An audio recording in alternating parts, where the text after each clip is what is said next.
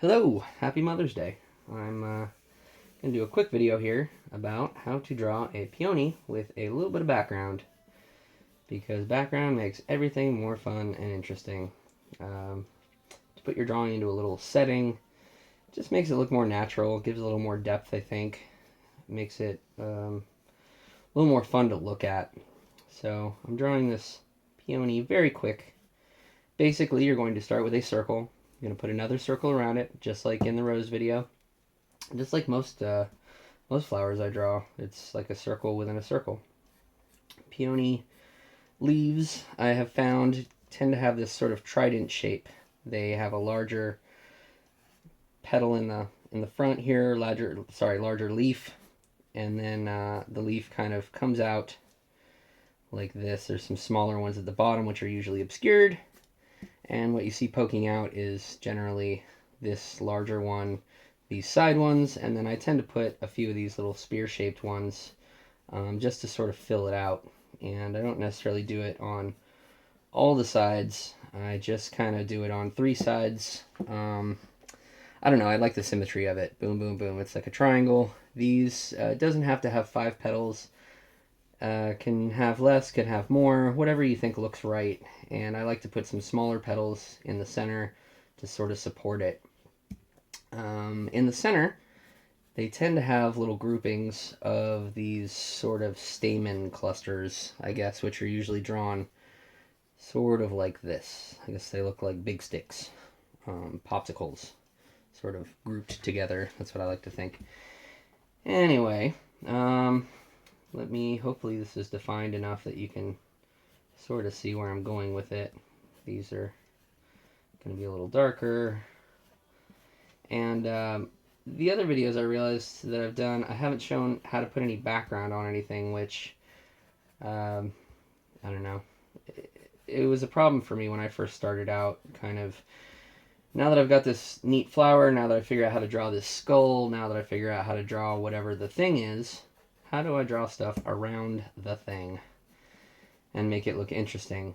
So, traditionally, there tends to be water, smoke, fire, wind, and different variations of those. I'm going to use water just because I like water. It's literally free-flowing, and it's got a lot of movement to it. It's very dynamic. It's kind of fun to draw. So, you got your peony here.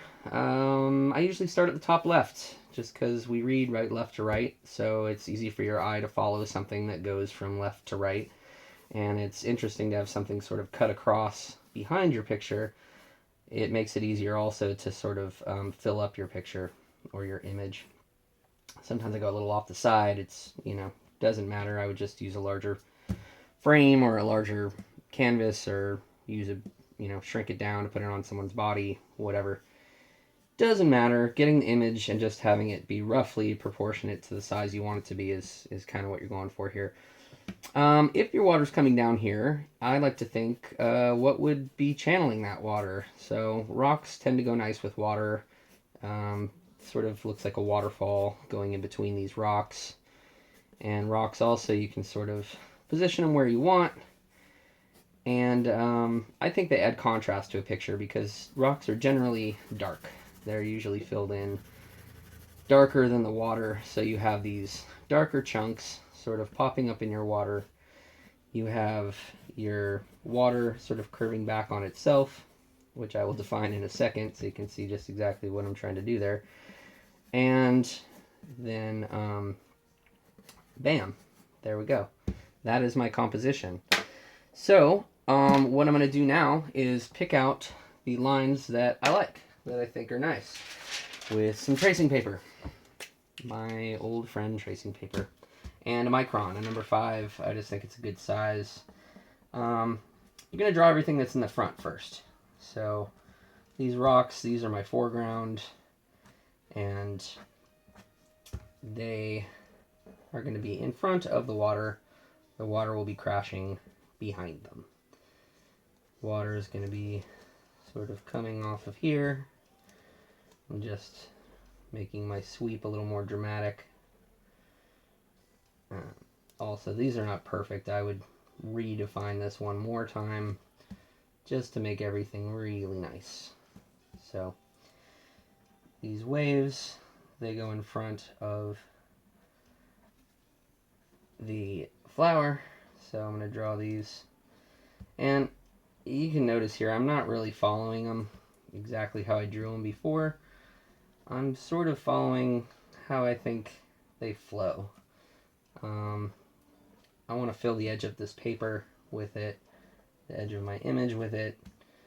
Water tends to have weird shapes to it. Weird, not really weird, I guess if you understand it. It kind of bulges and flows and crashes, and Japanese water has these finger waves where the water crashes around things. So you want to try and vary these up. If you have too many, kind of like I've done here, these are a little too similar in size, and it just makes it look a little less interesting, because water is a really random kind of thing. It explodes everywhere. These curlovers, these would eventually connect to this water that's falling behind it. And this water probably doesn't make a whole ton of sense if you were to figure out if this was like a real scenario with a real flower. It would probably fall different or whatever. Art, obviously, is about what looks nice. And it doesn't always have to be perfect.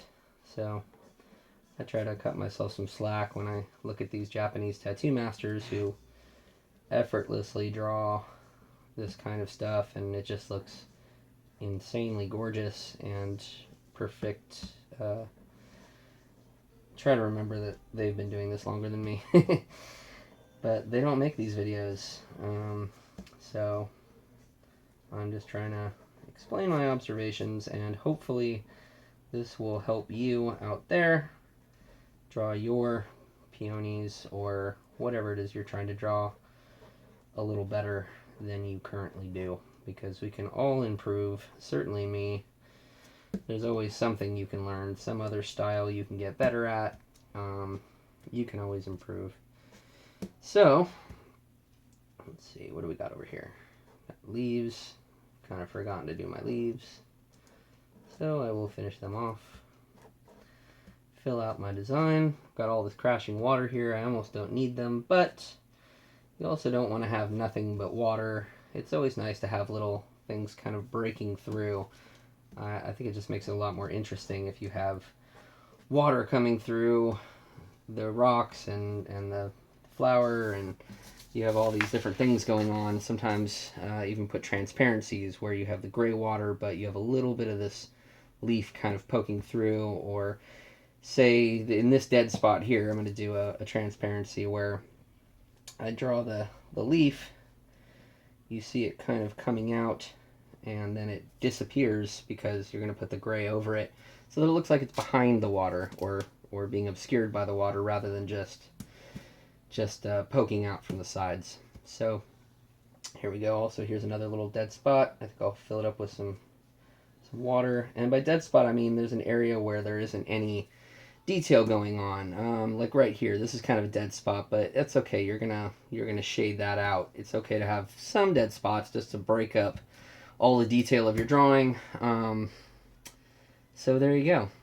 And here, let me sort of shade this in real quickly, just to give you a better idea of the transparency effect. You know, there we go.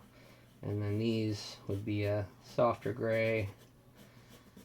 Obviously, this would look better if I had a little more time to sort of smooth this out, but I'm not trying to make a really long video, and I'm also not trying to show off and do something perfect and amazing. This is more about the concept of what I'm trying to get across, which is just kind of composition and size. I think by doing this quickly, I also quickly get an idea of what looks good to me.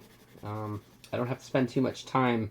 I don't have to invest my whole day trying to polish something when structurally I'm not sure if it's correct or not. If I do this, this gives me a really quick idea of whether or not overall the image is going to work, if it's going to look good.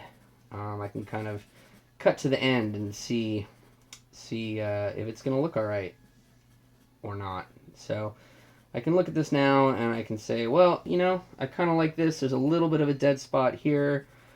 This is kind of cool, but I think I might change this if I was going to do it. It gets, I think, a little confusing, although these are going to be green, which will stand out against the black, but still, it's kind of dark, and I kind of lose these.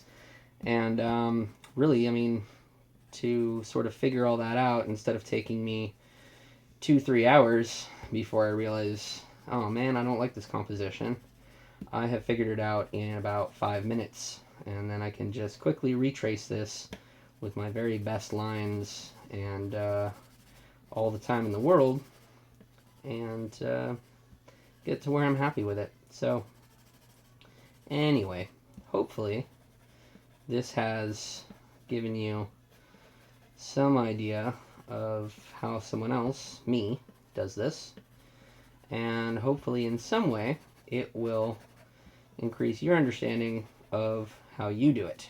So bam, donezo. And that's about it. Hope you like this. If you have any questions, comments, concerns, please mention them in the comments below. Please like this video. Please subscribe. Please, please, please. Happy Mother's Day. And hope this helped. Thanks.